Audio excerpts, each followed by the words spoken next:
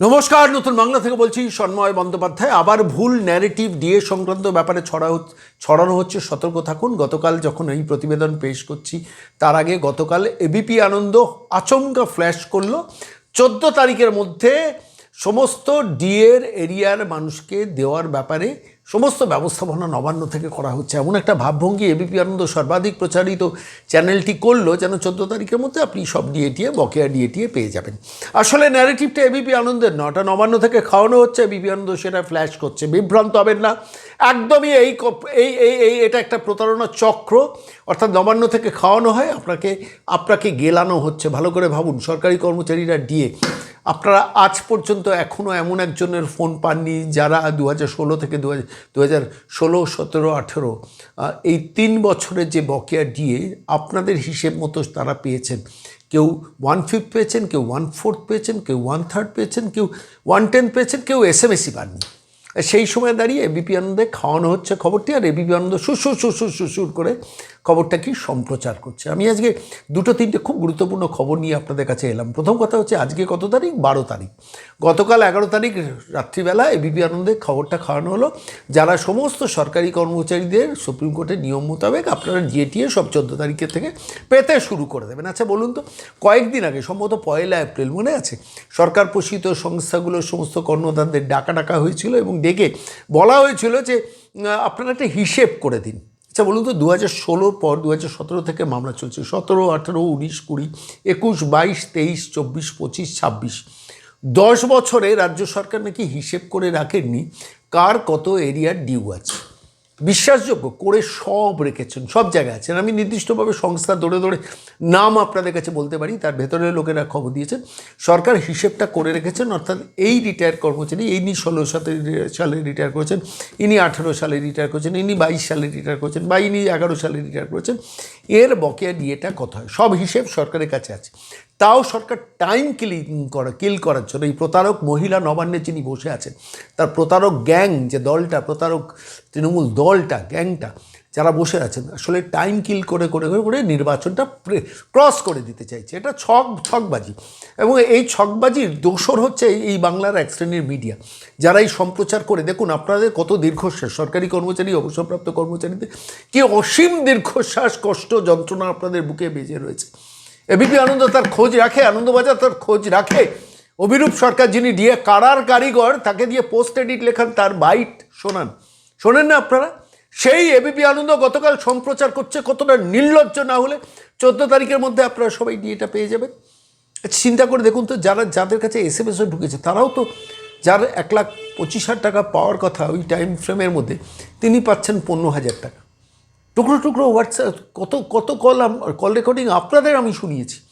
তারপরে কতটা নির্লজ্জ হতে পারে একটা মিডিয়া দালাল, শুধু নবান্ন থেকে বিজ্ঞাপন মাসে শেষে পায় বলে সরকারি কর্মচারীদের দীর্ঘশ্বাস নিয়ে পর্যন্ত এই জালিয়াতির ব্যবসা প্রতারণা করছে একটা নবান্নের ওই মহিলা, আর এবিপি আনন্দ তার দোসর হয়ে যাচ্ছে।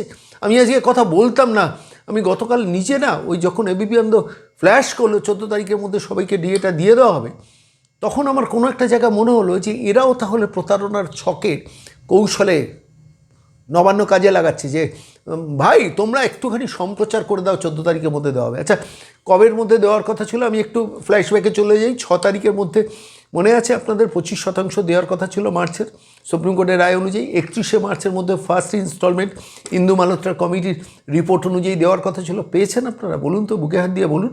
এবিপি আনন্দ জানেন না? আনন্দবাজার কোনো সাংবাদিক জানেন না? আসলে এরাও প্রতারক। আমি বলছি, শুধু যিনি প্রতারণা করেন তাকে যারা তা দেন, ডিমে তা দেওয়ার মতো তা দেন, তারাও কিন্তু প্রতারক। এবিপি গোষ্ঠী এবং আনন্দবাজার গোষ্ঠী এই মমতা বন্দ্যোপাধ্যায় ডিএ নিয়ে যে ছলনা কৌশল করছেন, শয়তানি করছেন, তাকে তা দেন। কোনোদিন মুক্ত কণ্ঠে সমালোচনা করেন না যে সরকারি কর্মচারীদের, অবসরপ্রাপ্ত কর্মচারীদের দীর্ঘশ্বাস নিয়ে মমতা বন্দ্যোপাধ্যায়ের খেলা উচিত না, কোনোদিন বলেন না। আমরা যেভাবে প্রতিদিন কণ্ঠস্বর রেস করি, পারে না এবিপি আনন্দ গোষ্ঠী সেটা নিয়ে রেস করতে? তবে তো মমতার কৌশল, এই প্রতারণার কৌশলটা বন্ধ হবে। আমি গতকাল ভাস্করবাবুর সঙ্গে কথা বলছিলাম। আজকে বিশ্বাস করুন, আজকে যখন 12 তারিখ, আজকে দুপুর 12টা থেকে হাজিরা মোড়ে সংগ্রামী যৌথ মঞ্চের সভা আছেন, তারা বললেন সবাই আপনারা আসুন।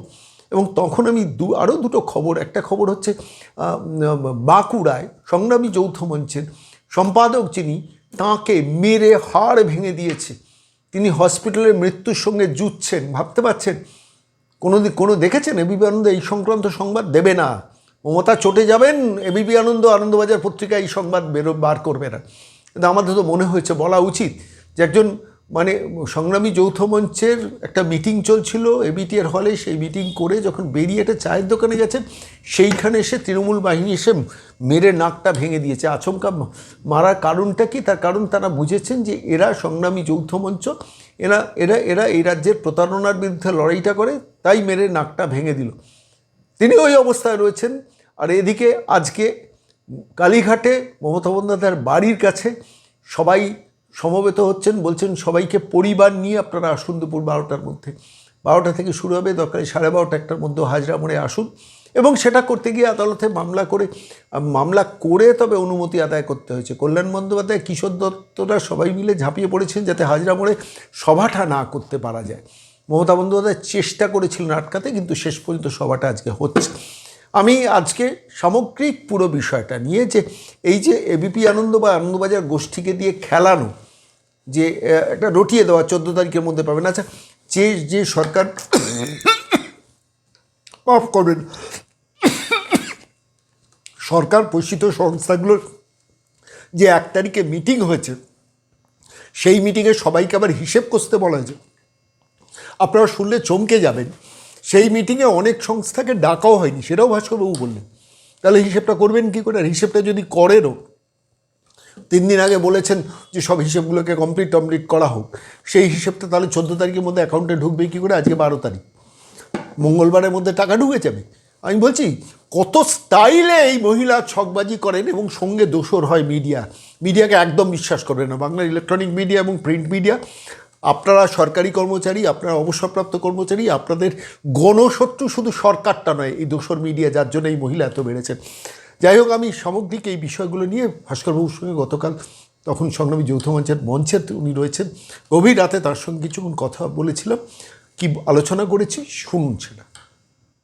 নমস্কার ভাস্করদা, সন্ময় বলছি। হ্যাঁ দাদা, নমস্কার। বলছি, আবার একটা ভুল ন্যারেটিভ ছড়ানো হচ্ছে যে 14 তারিখের মধ্যে সবার ডিএ ঢোকানোর ব্যবস্থা করছে নবান্ন, বৃহৎ সংবাদ মাধ্যমে সেই প্রচারটাকে করছে। কি বলবেন? দেখুন, মানে সরকারের তো কাজই হচ্ছে যে ভুল খবর পরিবেশন করে তার যে অপশাসন, সেই অপশাসনকে মিথ্যা দিয়ে ঢেকে দেওয়ার প্রচেষ্টা করা। সেই জায়গাতেই আমরা আমাদের সত্যটাকে তুলে ধরবো।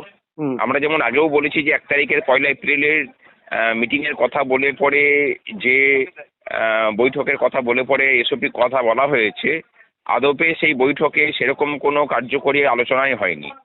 সুতরাং সেই বৈঠকে, যে বৈঠকে কোনো কার্যকরী আলোচনাই হলো না, সেই বৈঠকের সূত্র ধরে নাকি ডিসপার্স হবে আমাদের এরিয়ার, এটা ঠিক মানে আষাঢ়ে গল্পের মতোই হয়। এবং তার থেকেও বড় প্রশ্ন যে ওই 1 তারিখের বৈঠকে কিন্তু বহু ডিপার্টমেন্টের মানে গ্রান্ট ইন এডেই যারা আছেন, সেরকম বহু ডিপার্টমেন্টকে আমন্ত্রণই জানানো হয়নি। তাহলে 1 তারিখের বৈঠকের উপরেই যদি সমস্ত সিদ্ধান্তটা নেওয়া হয়ে থাকে, তাহলে যাদেরকে আমন্ত্রণ জানানো হলো তারা সেই সব দপ্তরের কর্মচারীরা তাহলে কি পাবেন না? কর্মচারী পেনশনাররা? এটা তারা হতে পারে না। সুতরাং সম্পূর্ণটাই হচ্ছে একটা গাজর ঝোলানো। এবং আগামী কালকে আমাদের যেহেতু সভা আছে, এবং সেই সভা যেহেতু হাজরা মোড়ে আছে, এবং সেই হাজরা মোড়টা যেহেতু মুখ্যমন্ত্রীর যে নির্বাচনী ক্ষেত্র, সেই নির্বাচনী ক্ষেত্রের মধ্যে পড়ছে, সেই অস্বস্তিকে ঢাকার জন্য এখন উনি উঠে পড়ে লেগেছেন। আমরা যখন হাইকোর্টে গিয়েছিলাম, সেখানে আমরা দেখেছি যে কল্যাণ ব্যানার্জির মতো লোক, যিনি কোনো পক্ষেরই আইনজীবী ছিলেন না, তিনি এসে সওয়াল করে জবাব শুরু করেছিলেন, যাতে করে মানে এই আন্দোলনের অনুমতি না দেওয়া হয়।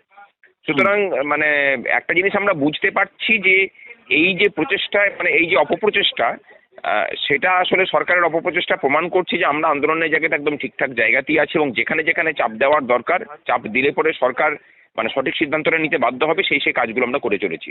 গতকালকে আমাদের উপরে বাঁকুড়াতে যে আক্রমণ হয়েছে, সেটাও কিন্তু এই ঘটনারই সাক্ষী বহন করছে যে আমরা সঠিক পথেই আছি।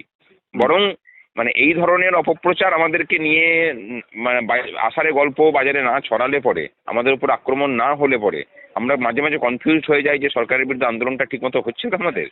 এগুলো করছে মানে আমরা বুঝতে পারছি যে মানে সরকারকে আমরা চাপে রাখতে পেরেছি।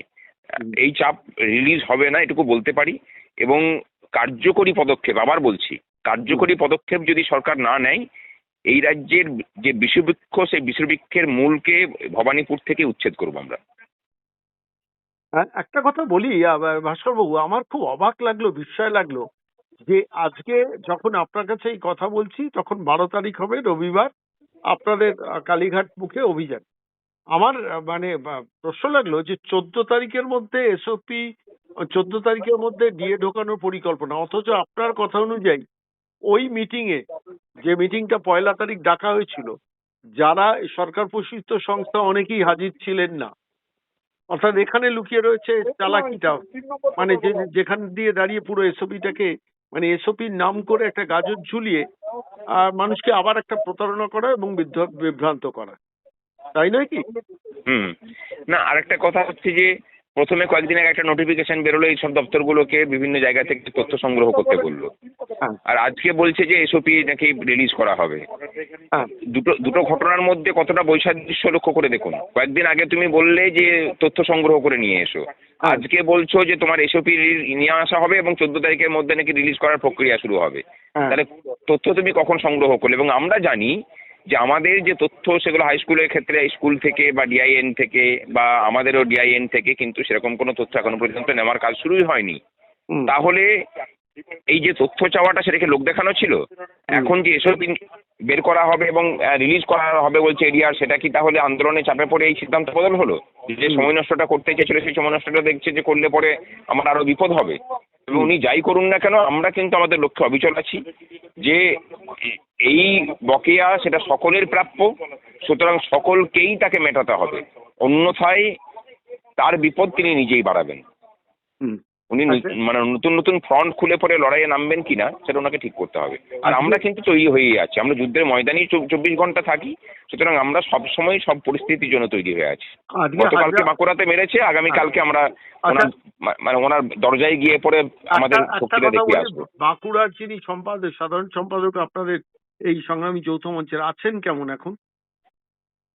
নাকে ফ্র্যাকচার হয়েছে, এখন মানে আলাদা বেডে ট্রান্সফার করা হয়েছে, অবস্থাটা ভালো নয়, হসপিটালে ভর্তি আছেন।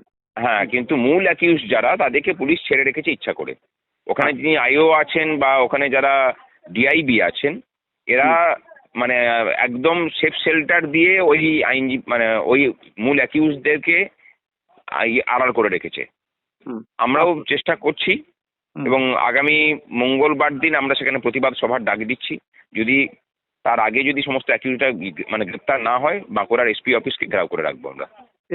নির্বাচন কমিশনকে আপনারা জানিয়েছেন?